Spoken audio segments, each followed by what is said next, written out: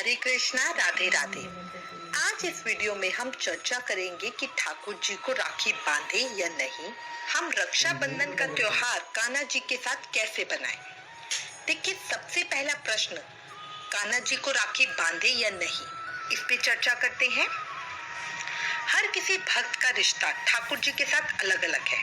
कई उन्हें अपना बेटा मानते हैं, कई भाई, कई सखा, तो कोई उनके साथ अपने प्रेमी का भाव रखता है। अब जो लोग उन्हें भाई मानते हैं वो तो राखी जरूर बांधेंगे, पर क्या और लोग भी उन्हें राखी बांधे या नहीं बांधे? इस प्रश्न के उत्तर पर हम कहते हैं कि हर किसी को अपने इष्ट प्रभु, अपने भगवान, अपने ठाकुर जी को राखी बांधनी ही चाहिए। पर ऐसा क्यों? मन में विचार आता है कि ठाकुर जी हमारे बेटे हैं, सखा हैं, प्रेमी हैं, फिर उन्हें राखी क्यों बांधे?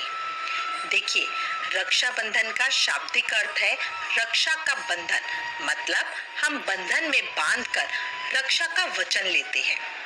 इतिहास बताता है कि ये त्योहार मुंह बोली बहनों ने शुरू किया, जिसे बाद में सबने बड़े प्रेम से अपनाया।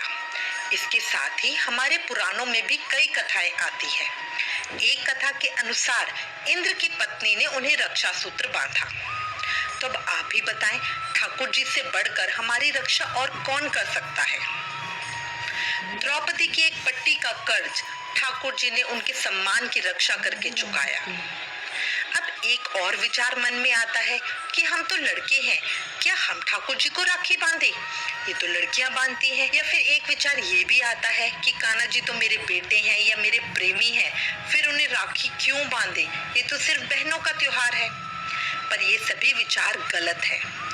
इस जन्म में आप लड़के हैं, इससे पहले जाने क्या थे? रही बात भावपूर्ण रिश्तों की, तो वो सही है, पर हर एक माँ को, बेटी को, प्रेमिका को कान्हा जी से अपनी रक्षा का वचन चाहिए। इसलिए सभी ठाकुर जी को अपने इष्ट देव को राखी जरूर बांधे। रक्षा के बंधन के विचार से ही सब लोग अपने स्कूटर, मोटरसाइकिल, गाड़ी, मशीनों आदि को भी राखी बांधते हैं। अब इस संदर्भ में मैं आपको कुछ पुराणों की कथाएं बताती हूँ। भविष्य पुराण में ऐसा कहा गया है कि देवताओं और दैत्यों के बीच एक बार युद्ध छिड़ गया। बलि नाम के एक असुर ने भगवान इंद्र को हरा दिया और अमरावती पर अपना अधिकार जमा लिया। तब इंद्र की पत्नी शची मदद का आग्रह कर भगवान विष्णु के पास पहुंची। तब भगवान विष्णु ने शची को सूती धागे से एक हाथ में पहनाए जाने वाला वयल बना दिया। भगवान विष्णु ने शची से कहा कि इसे इंद्र की कलाई पे बांध देना। शची ने ऐसा ही किया। उन्होंने इंद्र की कलाई में वयल बांध दिया और सुरक्षा व सफलता की कामना की।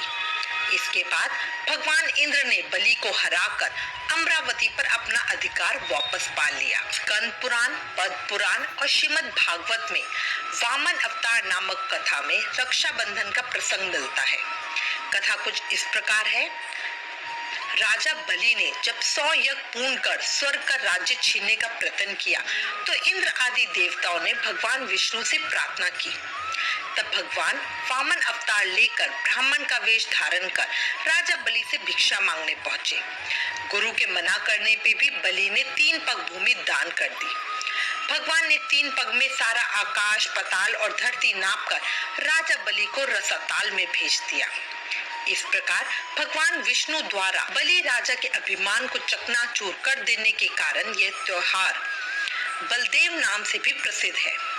कहते हैं, एक बार बलि रसातल में चला गया, तब बलि ने अपनी भक्ति के बल से भगवान को रात दिन अपने सामने रहने का वचन ले लिया। भगवान के घर ना लौटने से परेशान माता लक्ष्मी को नारद जी ने एक उपाय बताया। उस उपाय का पालन करते हुए लक्ष्मी जी ने राजा बलि के पास जाकर उसे रक्षा बंधन बांधकर अपना भाई बनाया और अपने पति को बलि से वापस ले आए। उस दिन श्रावण मास की पूर्णिमा तिथि थी। विष्णु पुराण के एक प्रसंग में यह भी कहा गया है कि श्रावण की पूर्णिमा के दिन भगवान विष्णु ने हयग्रीव के रूप में अवतार लेकर वेदों को ब्रह्मा के लिए फिर से प्राप्त किया। हयग्रीव को विद्या और बुद्धि का प्रतीक माना जाता है। महाभारत में भी इस बात का उल्लेख है कि जब ज्येष्ठ पांडव युधिष्ठिर ने